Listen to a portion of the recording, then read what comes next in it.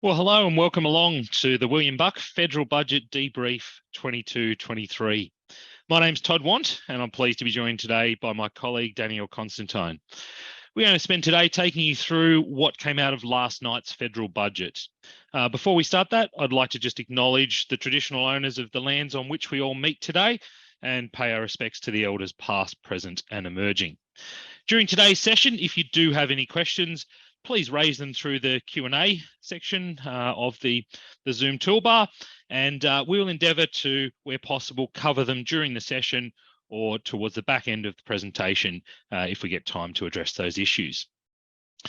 The session today is primarily focused on what are the issues that are arising for mid-market businesses. So let's spend the first few minutes here setting the scene for mid-market businesses and what does the budget actually mean? Or more importantly, what are some of the key statistics and assumptions underpinning the budget position that was presented last night? So you can see here that there's a couple of different areas that we've covered, and there's a number of aspects that have moved because the federal budget is traditionally handed down in May each year. This year, with a federal election having taken place, the budget, rather than being handed down in May, was handed down in March of 2022. Obviously, with the change of federal government, the new government has come in and decided that they wanted to issue a fresh budget to update for their particular measures that they've got on hand at the moment, and also the way that the world has evolved in the previous 7 months. So if we look at some of the core things here, net debt. So government net debt, it's currently anticipated that by 30 June 2023, it'll be $572 billion or 23% of GDP. That same statistic was anticipated back in March to be $714 billion. So that's actually a positive. And a large part of the net debt position is because the budget position in the last 7 months and some of the future forecasts are a little bit stronger because of a number of things, one being the natural resource prices and therefore the flow-on effect from them. The real GDP growth, currently anticipated to be 3.25% for this financial year we're in now, but dropping back notably to 1.5% for the 24 financial year. If you look back 7 months ago, the federal budget from March, the 23 forecast wasn't too dissimilar to what is currently still anticipated, but the 24-year forecast was much stronger. So the government forecasts at the moment are that we are in for a weaker period of GDP growth over the coming years. Unemployment. You will see here that notwithstanding we are at traditional low levels of unemployment as we currently stand, and they are expected to remain in the 3% range through the rest of this financial year, it is anticipated to kick up to 4.5% by the time we get to June 24 and June 25 quarters. You compare that to where the federal budget position was anticipated in the March budget. They were saying it was 3.75% for as long as the eye could see through June 23, 24 and 25. So it's anticipated there will be an uptick in unemployment, which is a natural flow on from obviously things like interest rate increases that we've all been seeing over the past 6 months and what that will do to the job market. Now, inflation is probably one of the biggest ticket items that we're all seeing in our day-to-day lives, not just in our business, but also when we're going out and buying goods and services for our own personal consumption. The budget that was handed down last night is anticipating that for the 23 financial year, inflation will run at 5.75%, dropping back to 3.5% in the 2024 financial year. Now, that's completely different to where the March budget anticipated that we'd be sitting at a 3% inflation rate for the 23 year, dropping to 2.75% in 24 year. And if you take the traditional Reserve Bank target of keeping inflation within the 2 to 3% band, obviously the budget handed down last night suggests that we're sitting comfortably above that for the foreseeable future. Now, inflation obviously is impacted by many factors, and we're seeing it across a broad range of goods and services. And the number of shocks that we're seeing that impact those are significant. Some of them natural disasters, some of them obviously international events, some of them more domestic. So realistically, the reset of the budget that's transpired in the 7 months, or the key statistics and assumptions underpinning it, are that conditions have deteriorated by and large, but the net debt position is perhaps a little bit better because of the natural resource prices and Australia's heavy reliance on them. But beyond that, most of the other measures are perhaps suggesting more negative rather than more positive compared to where we were 7 months ago.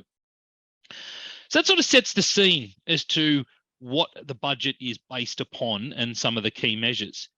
Now we'll jump into what actually came out of the budget for mid-market businesses and what should that mean for you, your decision-making, and also your more broadly, your decisions within your environment as to how should you run your business? What are the tax measures you need to be aware of? And what does that impact have on you? And I'll ask my colleague Danielle to jump in and go through these measures. Sure. Thank you, Todd. Let's get straight into some of these measures that will impact the mid-market businesses in Australia. So firstly, a couple of measures that are part of the government's environmental policy.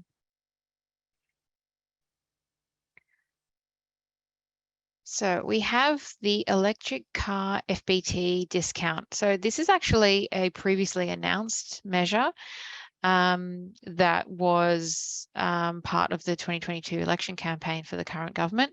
And there is actually already exposure draft legislation that was released back in July in relation to this measure, but it was still included in the budget and with potentially some revisions as well from that exposure draft.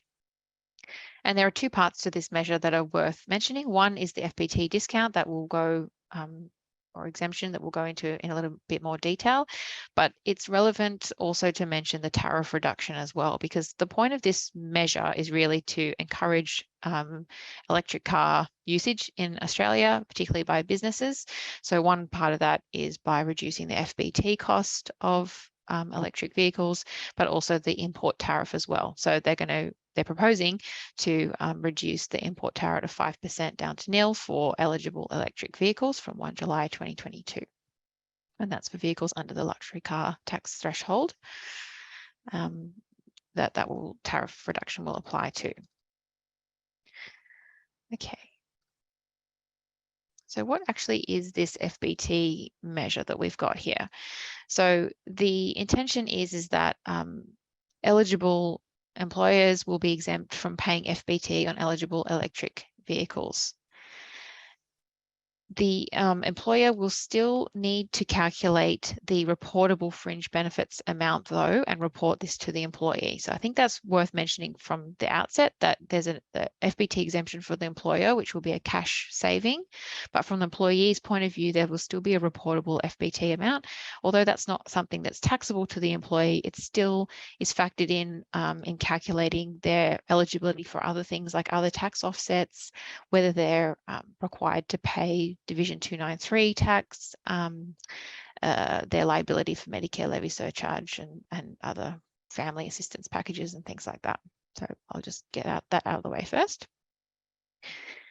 Then in terms of which businesses are going to be eligible for this exemption, the exposure draft legislation originally limited it to businesses with aggregated turnover under 50 million, which is the threshold for the base rate entity corporate rate. However, the budget paper last night didn't have that same limitation. So potentially they're proposing to expand this measure to all businesses. However, we haven't got clarity on that at this moment. Then what kind of vehicles are going to be eligible for this exemption? Well, it's going to be only for cars. So if you're familiar with the FBT rules, you'll know that there are slightly different rules for cars versus other motor vehicles that aren't cars. So cars are things that are under a ton basically and have certain characteristics. So this exemption is only applying for electric vehicles that are considered cars for FBT purposes. And then I've listed there what type, what do they mean by electric vehicles? Well, they mean battery electric vehicles, they mean hydrogen fuel cell electric vehicles, or plug-in hybrid electric vehicles. So the vehicle will need to satisfy one of those criteria in order to be eligible for the exemption. Furthermore, the cost of that car needs to be under the luxury car tax threshold for fuel efficient cars, which is currently $84,000 for FY23. That rate is slightly higher than the luxury car tax threshold for normal vehicles. The measure is intended to start or apply for eligible vehicles first held and used on or after 1 July 2022. So that doesn't necessarily coincide with the start of the FBT year, but that'll be a critical date to remember. But one thing also worth mentioning on the timing is that there's a line in the budget paper that says this measure will be reviewed in 3 years. What that means, what their intention is around that, we don't know, but it's something worth keeping in mind when you're sort of doing your cash flows and working out whether or not an electric vehicle or replacing your whole fleet with electric vehicles is something worth doing because of this FBT exemption. Keep in mind that they may tweak it in 3 years. We don't know. And obviously cars are often held for more than 3 years, so that may mean that FBT is payable beyond the 3 years when we're not sure. I'm just keeping that in mind in making any decisions. Okay, we've got a quick example just to sort of illustrate what the proposed cash saving is. So for example, if we've got a car that meets the eligibility requirements, it's an appropriate electric vehicle. Let's say it's purchased on 1 April 2023, just right at the start of the 24 FBT year. And let's say it's purchased for 50K, including GST, so it's definitely below the luxury car threshold. We're just going to, for simplicity, assume that the statutory method is used, which means that FBT is calculated at 20% on the cost of the car. And we're going to say it's available for private use by 1 employee for the full FBT year. So under the current rules, if this was just a regular car, we would apply 20% to the 50K cost, which gives us a taxable value of $10,000. And then when you apply the gross up in the FBT rate, that gives you FBT payable by the business of $9,700. The reportable FBT amount that would go into that employee's payment summary and then, as I said, potentially impact their eligibility to other things would be around $19,000. If, however, this same car was an eligible electric car, it's exempt from FBT, so there will be no FBT payable. So that's cash saving is that $9,700 that business no longer needs to pay. So $9,700 cash saving for that FBT year. The reportable FBT amount does, however, stay the same, and that employee will still have the same implications based on that amount. So Danny, your questions come through here about whether GST will still apply to electric vehicles. I think it'd be fair to say that the measures certainly haven't mentioned taking GST away from any eligible electric vehicle issues. It's just the tariff and the FBT aspects that were specifically mentioned in the budget papers. Yep, that's right. No mention of any GST changes. Okay, so that sort of explains the cash saving there on that measure. As I said, there is exposure draft legislation, but the budget last night amends that a little bit, and it's still not legislation yet. So just watch this space and see what comes out of it.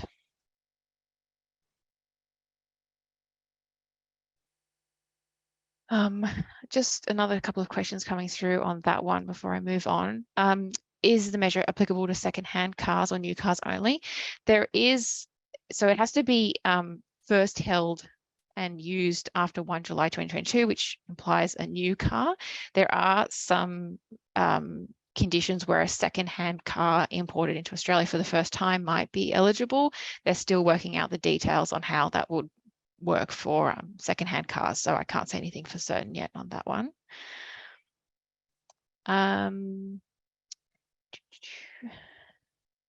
Okay, yes, and there's a question about, given this change for electrical vehicles, whether there would be any change to the immediate write-off, the temporary full expensing conditions.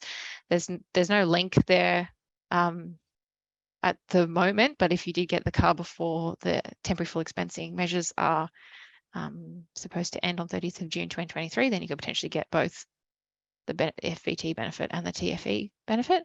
Todd's going to speak a little bit, I think, about the TFE measures later and when they're going to end. And then the other question, there's lots of questions coming through, is it's very beneficial for novated leasing. Is that correct? I think, yeah, it would depend on the cash flows, but this is if FBT would otherwise be payable and it's now not payable under this exemption, then that's a straight saving, I would say. And another question on the 50 million turnover cap. Well, I would say potentially that cap is being removed altogether. So we'll just have to wait and see whether how they change the exposure draft legislation after last night on that one. All right.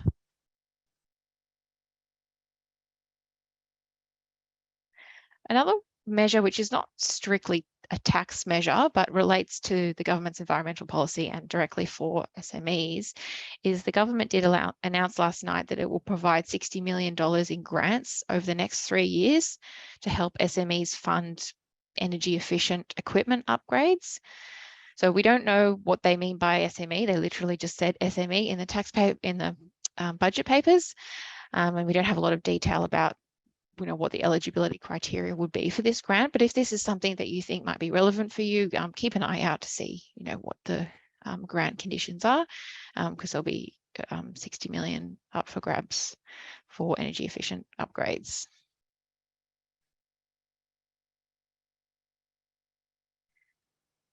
Next set of tax measures are more for the international type clients and businesses.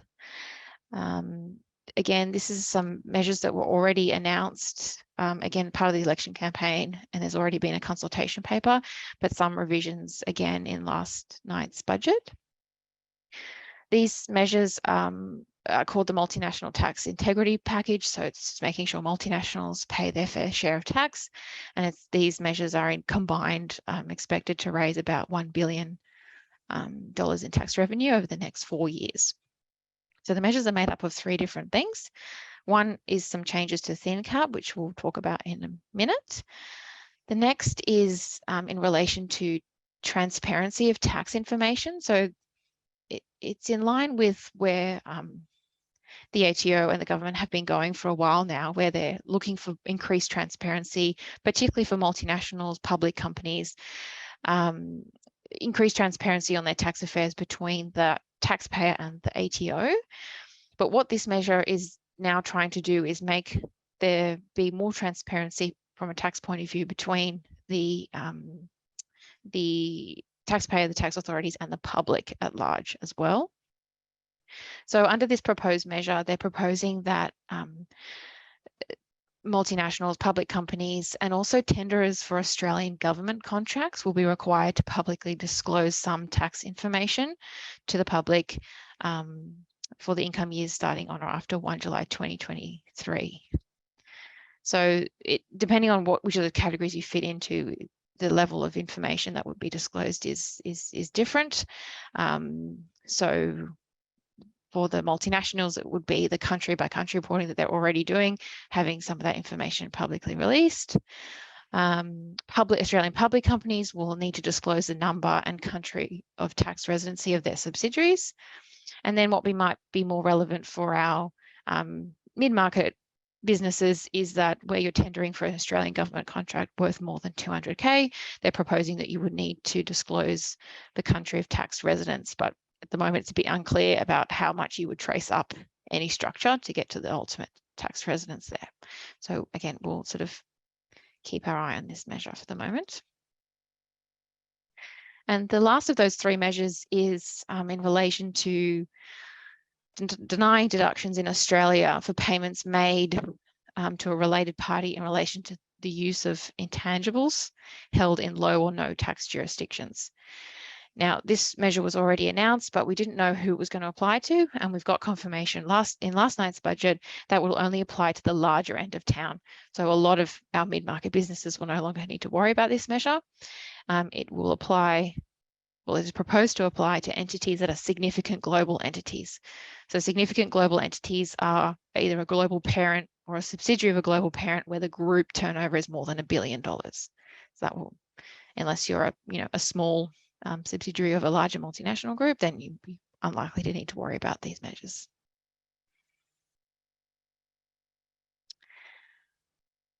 All right, let's go back to thin cap. So in, if you're in the Australian mid-market, you may or may not be very familiar with the thin capitalization rules themselves. But the question that they raise about how you fund an inbound or outbound international operation is still important, regardless of whether those rules apply. There's still other things we need to think about, and I think it's worth sort of covering them off now. So if you're thinking about taking your Australian business, and adding an international element, whether that be setting up a subsidiary or operations overseas, or whether you're getting funding from, being acquired by an international group, for example, there are a few things we need to think about when determining whether to be, use debt or equity, basically. Firstly, if we're using debt, is to consider transfer pricing. So transfer pricing doesn't have a threshold limit. Everyone needs to consider transfer pricing, no matter how small you are.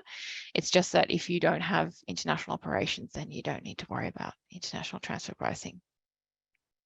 So transfer pricing rules basically ensure that any related party dealings are conducted at arm's length. And then for loans, that includes making sure that the terms of the loan are on arm's length terms, and that includes looking at the interest rate. Secondly, if we're thinking about debt funding something internationally, we need to look at, okay, well, will it be deducted in Australia or in the overseas jurisdiction? Where will the interest be taxed, at what rate, and whether withholding taxes apply? And it's really important to flow through how that will work through the whole structure to work out that you're getting the right appropriate effective tax rate at the end of the day. And then, of course, thin cap provisions as well is something to think about, but they only apply one where you have an inbound or outbound element to your structure, but also where your debt deductions on an associate inclusive basis are greater than $2 million in Australia. So that cuts out a lot of mid-market businesses. That's why you may not have had to worry about thin cap in the past. They're not proposing to change that threshold at the moment. But because it's an associate inclusive basis, if you've got like little other businesses in Australia that may not be directly related to yours, but your associates from a global perspective, common ownership or something up the top, then you need to add up the debt deductions across all of those businesses and see whether they add up to 2 million. So if you are in the 2 million category, there are some proposed changes to thin cap, which we'll get into in a minute. But firstly, I just sort of thought these diagrams might be useful to explain some of the questions you need to think about when you're going overseas and thinking about funding. So first of all, if we've got an Australian company that's setting up a foreign subsidiary, we have an option to either fund that by a loan or a capital contribution. If it's a loan and interest is being charged, there would be an interest expense in the foreign subsidiary. So the question is there a deduction in the foreign subsidiary? Is there any withholding tax? The Australian thin cap rules are not necessarily relevant here because the deduction is actually in the foreign jurisdiction. But there are a lot of countries that have similar thin capitalization rules, so it's still worth thinking about how those rules might apply in that foreign jurisdiction. The interest is then paid up to Australian companies. So the next question is, well, how is that taxed in Australia? Interest income is usually just taxed at the corporate tax rate in Australia. And then maybe there may be some foreign tax credits for any withholding tax. Then, as I said, it's important to flow through this, flow this through the whole structure. So if the Australian company then wanted to get that out to ultimately individuals, then they're paying tax at their marginal rates. And then they may get some, if there's franking credits on those distributions, and they would get those franking credits as well. If, however, on the other situation, you've done a capital contribution, so the foreign company is not paying any interest, it just pays a dividend out. There's no deduction in the foreign company, may or may not still be withholding tax. Then the Australian company, okay, is it going to be taxed on that dividend or not? It's likely exempt in Australia for non-portfolio dividends such as that. And if there was any withholding tax credit, that might be lost then at that level. Then if we flow it out to ultimately individuals, they're taxed at their marginal rates. But if there's no franking credits, there was no tax paid at the AU level, then there would be nothing to reduce the tax at the marginal rate at the top.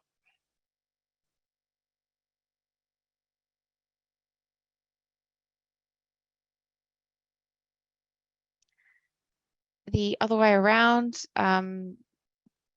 is where there's a foreign company coming into Australia, and then Australia is either paying interest upwards or a dividend. So this is where Australian ThinCap could apply. So if there's a deduction in Australia, again, if you're subject to ThinCap rules, you need to think about whether the deduction is limited at all there, and then also whether there's any withholding tax applicable, and then considering at the foreign company level as well how that interest income will be taxed, and whether they get a credit for any withholding tax.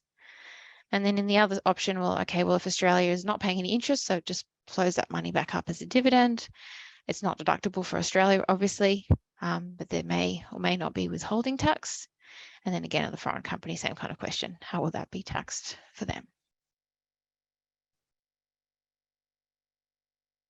So the current ThinCap rules basically limit, there's a safe harbor, go backwards, there we go. Basically has a safe harbor rule where if you fit within those parameters, then you don't have your debt deductions limited. The current safe harbor is essentially a 60% leverage. They're proposing to change that to a threshold of 30% of profits instead.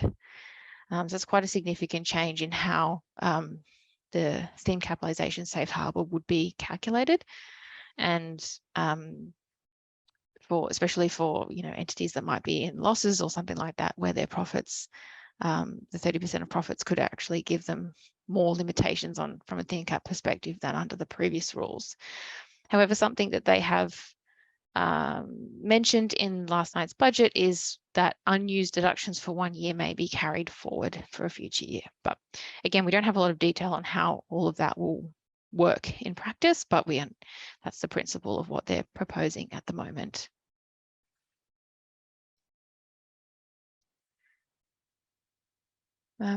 Okay, so a couple of questions. Does the PCG 2017/2 still apply?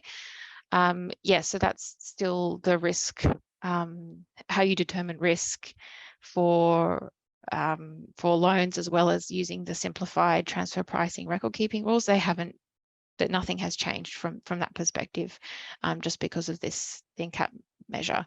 So as I said, transfer pricing is something that you still need to think about, regardless of whether the ThinCap rules also apply to you. And for ThinCap purposes, what will happen if the funding vehicle is a unit trust? ThinCap can still apply in those situations, in unit trust structures as well. So still relevant there. Okay. Our next sort of main topic that will impact mid-market businesses is the fact that the ATO is getting even more funding, similar to the budget in March. There's even more funding that's being given to the ATO to continue running a number of their programs. So the main programs that are getting extended or extra funding are the personal income tax compliance program, which is looking at any overclaiming of deductions, but also any undisclosed income. The shadow economy program will also be extended. That used to be called the Black Economy Task Force, which you may recall came about, I think it was created in 2016. And that's already implemented a bunch of things like expanding the taxable payments reporting system, removing tax deductibility of non-compliant payments, etc. So by extending it for another 3 years, we can expect further action in that space as well. And then the tax avoidance task force is going to be extended for another 3 years as well. That came in 2016 as well. And aspects that this task force focuses on are tax avoidance, data analytics, increasing transparency, and so on. So even if your business is not in one of those quite particular categories, the ATO is still generally getting more funding, and there are many ATO review programs that are already in place and that are set to continue. So the ATO is looking to review as many businesses as it's possible generally on a justified trust principle, which is looking at sort of gaining trust that the company or the business has paid the correct amount of tax without going into a lot of detail. But I thought it'd be worth mentioning some of the common areas that they are looking at within that. So what's relevant for a mid-market business? If you have one of these things that I've mentioned on the slide, that might be something that the ATO would look at. So the ATO is interested in making sure that taxpayers have sufficient documentation and evidence for whatever it is that for their tax affairs, whatever transactions are happening. They're also looking at tax governance, and I know we mentioned this last time as well. That's part of their justified trust principle, because if they can get good confidence that your tax governance processes are good and documented, then they can trust that the tax being paid is the correct amount. So that will become more and more important. It's been filtering down from the larger end of town into the mid-market now as well. They're interested, as always, in capital and revenue transactions. So, is it on capital account, potentially CGT discount available, or is it on revenue account or trading stock? They're looking at material disposals as well, and whether any CGT concessions have been applied correctly. They're looking at Division 7A, as always. So straight Division 7A loans, payments, where trusts are involved with UPEs, any sort of private group, they will always ask Division 7A questions from our experience. If we have trusts, then looking at trust distributions, making sure that the deed has been followed, the trust distributions have flowed through appropriately, has there been streaming, etc. And they're also looking at related party transactions too. So making sure that obviously there's the transfer pricing element where there's an international related party, but even just other related party transactions within an Australian group as well, making sure that they're appropriate. All right. So one of the other areas is it would appear that the government decided was relevant for the budget was that it was a time for a spring clean. Now, my wife would probably suggest that I should do a bit more spring cleaning as well, but and maybe I will take a leaf out of the government's decisions in the budget and do a bit more spring cleaning, but let's park that issue for a second. So what are some of the things? Well, old measures. And some of you might recall that various things over the years have been announced in a budget, and then it doesn't make it to legislation. Now you can see here, I've just put a selection of the ones that I think are more relevant, but debt equity changes, 2013-14 mid-year budget is when that one was announced. So certain changes to the way the debt equity rules work, they are no longer being proceeded with. One that some of you might recall from sort of 3 or 4 years ago was that there was a proposal to put a limit of $10,000 on the amount of cash transactions that a business could accept. So if you were selling something for more than $10,000, you could only accept up to $10,000 of that in cash. That measure is no longer being proceeded with. Now, obviously, that was designed to deal with certain shadow economy, as they call it, measures, and obviously non-compliance with people not reporting that income, that style of thing. But the way to implement it and that sort of thing is obviously proved quite challenging for potentially the the return on how complex that might be to implement. So that's not being proceeded with. Also announced 4 years ago was the proposal to change the audit cycle, and that potentially for certain self-managed super funds. That change has just been lurking around as a proposal. It's not being proceeded with. So those are being scrapped entirely. Certain other things that were announced are now the start date is being deferred. And Danny mentioned some of these shared economy reporting things. She mentioned a little earlier. But essentially, the government's looking to, and in particular through the tax office, get data around who is earning income from ride sourcing, short-term accommodation, so your Uber type thing, your Airbnb type thing, that style of thing, the reporting surrounding that. So the sharing economy. The start date for those proposed measures has been kicked back to 1 July 2023. So the government is still wanting the reporting around that to make sure that people are, in fact, declaring the right amounts of income in their returns, but the start date has been pushed back. Same as asset sharing, food delivery, and tasking, so your Airtasker type things. The start date for those sort of platforms reporting, that's been pushed back to 1 July 2024. So makes sense that they obviously want to capture that data, but the start date has been pushed back. Same as paid parental leave. This is not a new policy that the government has implemented, because there already are certain parameters around which people can obtain paid parental leave funded by the government. But what is being proposed is a change that will allow either parent or both parents to claim that paid parental leave. And also, in addition to that, extending the paid parental leave from the current situation through to 26 weeks by the time we get to the 26-27 income year. So basically trying to allow a further amount of funds that can be accessed and on a more flexible basis by parents who are looking to make those claims. The other spring cleaning that was done was surrounding digital and intangible type things. So digital currencies, so the El Salvador government, they adopted Bitcoin as legal tender. Now, it's probably, I think, fair to say that in the short, at least in the short to medium term, I couldn't see that Australia would be following a similar path, but El Salvador did that. The Australian tax law has been, or is proposed to be amended to clarify that digital currency is not considered foreign currency. And so many of you who do deal in digital type assets and that type of thing, Bitcoin, those style of things, you probably may be well familiar with how complex the tax record keeping and calculations can be. This proposal to clarify the treatment is not going to fundamentally change the way that the ATO has been putting out and saying, hey, you guys need to deal with it this way. They're not proposing to change that. This is to clarify.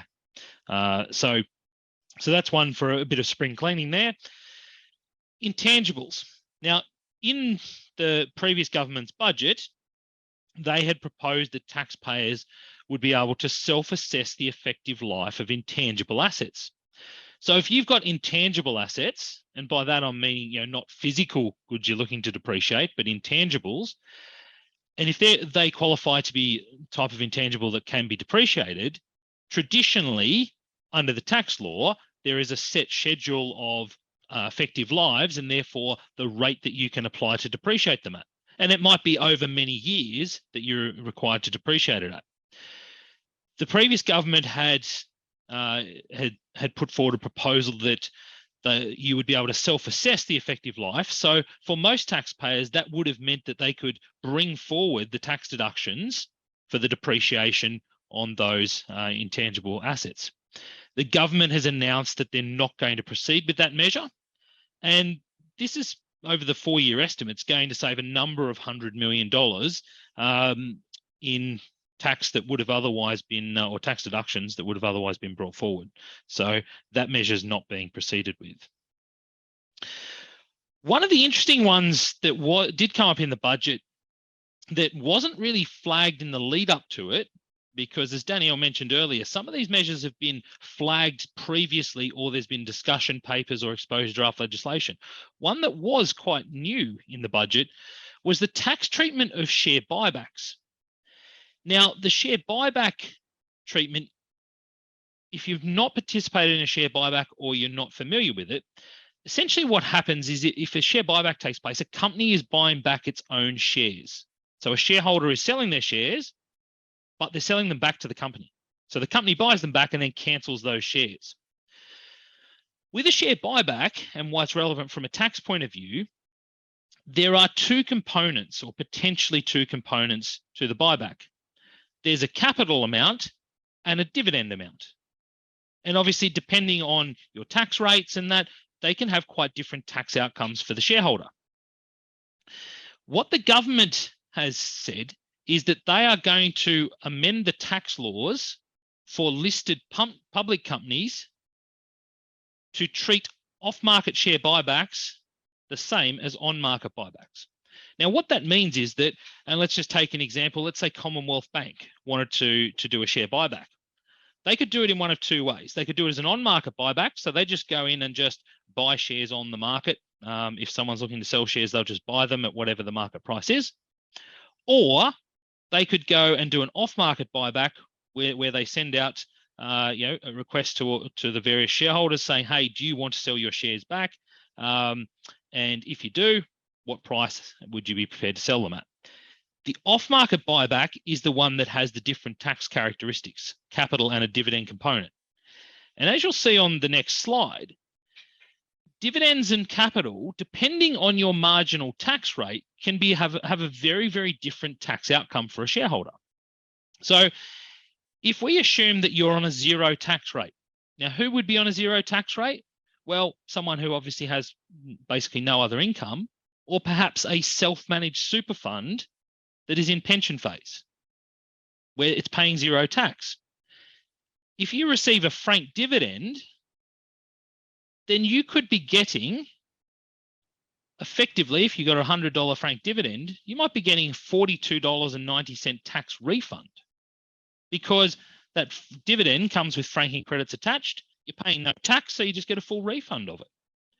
Whereas if we look at the bottom row of the table, if you're an individual taxpayer on the top marginal rate, so you're paying 47 cents in the dollar in tax, if you received a $100 franked dividend that had 30% franking credits, you might be paying $24.30 in tax on your $100 dividend.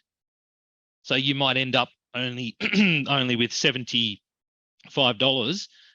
left after paying your tax. But a capital gain, you might only pay 23.5% tax. So you mightn't actually be too stressed about whether you got a dividend or a capital gain. But you can see there that your marginal tax rate does dictate quite dramatically how or why you would receive a dividend or a capital gain, which is better for you from a tax point of view. So let's go with an example, why the government's brought this measure in and how it applies to mid-market clients. So let's just assume that XYZ Limited, so a listed public company, has a market price of $101 a share, and they're proposing a share buyback, buying their shares back for $101. Now, if they bought those shares back on the market, then I might be selling my shares that day. I'll get $101. If I've held my shares as a long-term investment on capital account, get my $101. I just work out whether I get a capital gain or a capital loss. I don't get any dividends or anything like that out of it. But if instead XYZ Limited said, hey, we're going to do an off-market share buyback, then they need to tell us what part of their buyback price is capital and what part's a dividend. So let's just say they said, well, of the $101 we're going to give you, $1 is capital, $100 is a dividend. That dividend's fully franked at the 30% rate. That would come with $42.90 of franking credits. So depending on the tax profile of the selling shareholder, you might get a refund of the $42.90. You might also get a capital loss. So the fact that I'm selling my shares for $101 per share, but the tax treatment of it with an on-market buyback versus an off-market, I might get fundamentally different tax outcomes, which the government's saying, look, effectively that distorts the outcomes, because it's purely based on the tax outcomes here that is driving who might sell or who might not sell.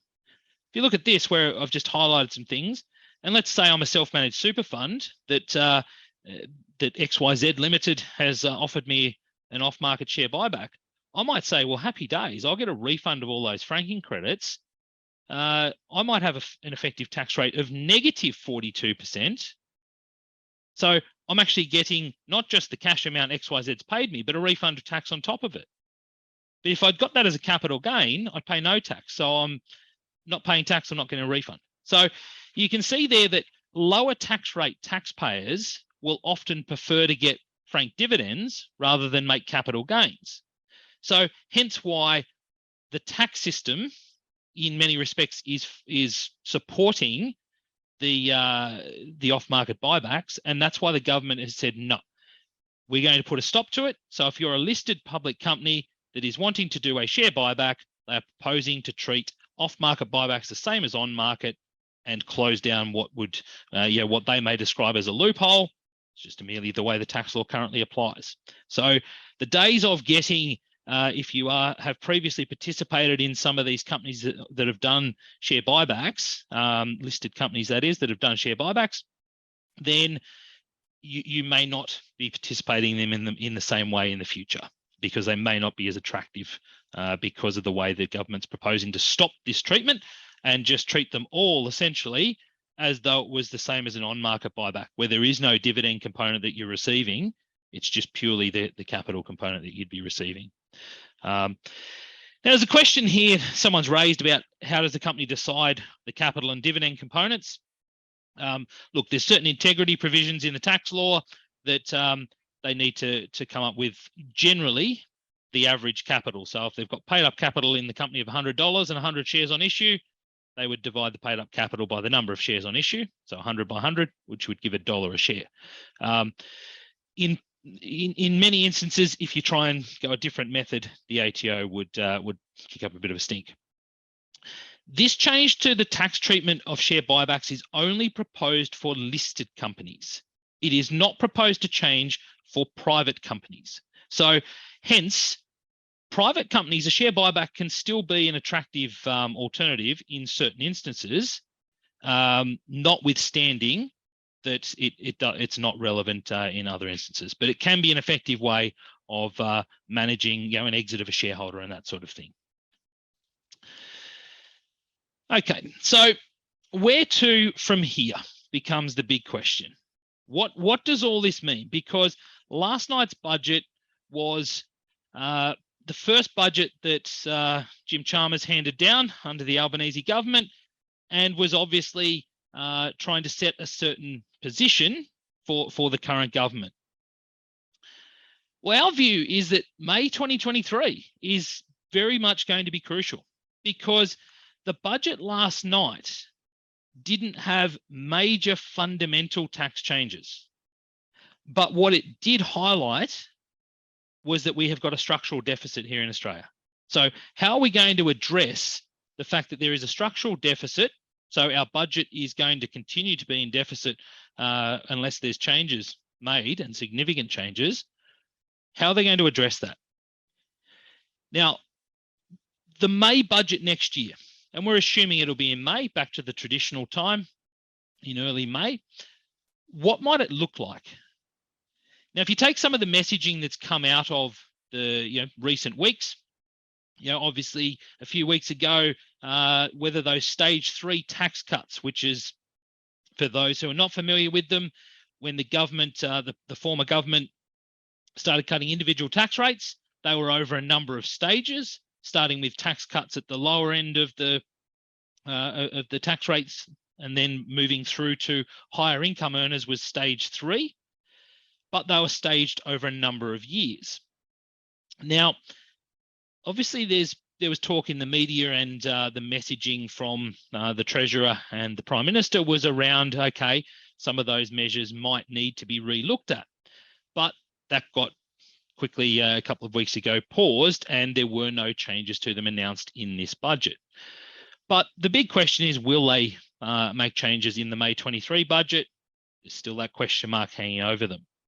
Same as the Lamington, the low and middle income tax offset. That actually finished 30 June 2022. Do I expect it will come back? Probably not, but it might be.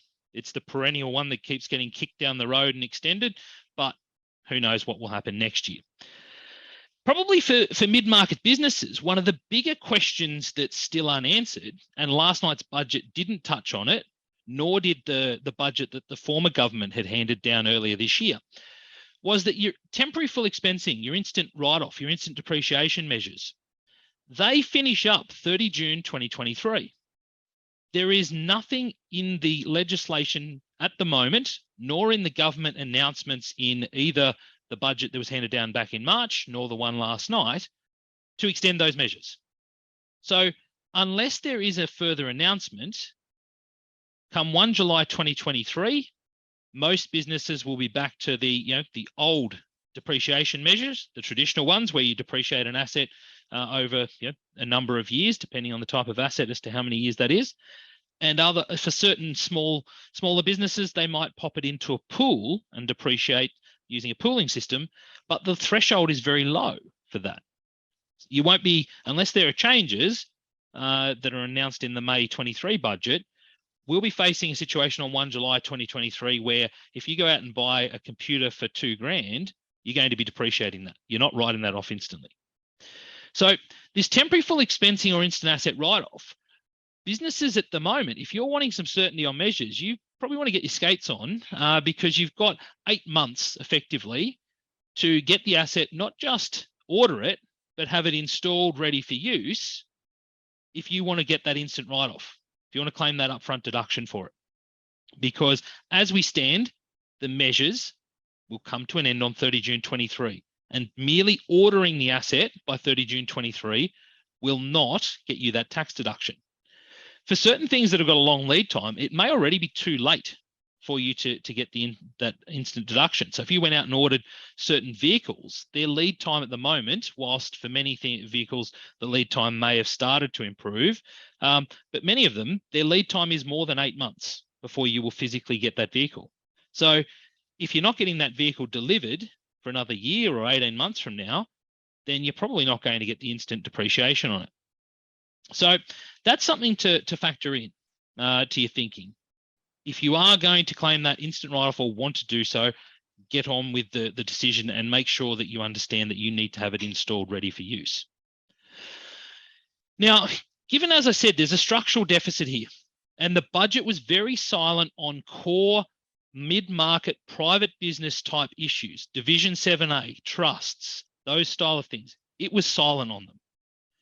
They are still out there. There's still proposals that Treasury's been looking at for an extended period regarding Division 7A. So those who are not familiar with Division 7A, it's where a private company lends money to related parties, or related parties use an asset owned by the private company. So if the company owned, a house or a boat or something like that, if a related party is using it, there's certain parameters around which it can be used, or else there's some adverse tax implications that could apply.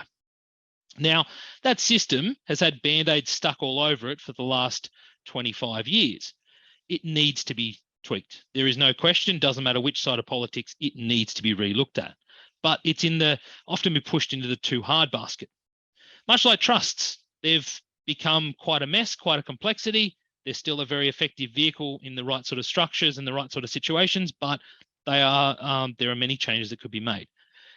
There's obviously been proposals over many years, should trusts be taxed with a flat rate of tax? And you'll see that trusts, CGT discount, franking credits, they were things that the Labor government took to the 2019 election, and the general public probably on average weren't that thrilled with them.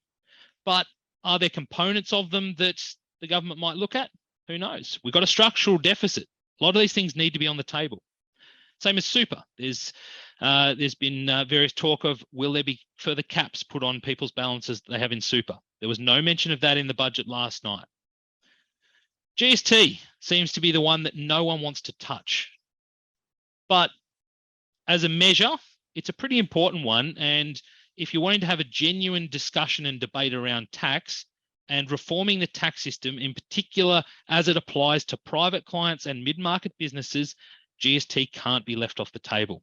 So next year's budget, we see as probably the most crucial budget that has happened for many, many years, and will set up the narrative for the current government as to how they will proceed with the rest of their term before they go to the next election, potentially in 2025.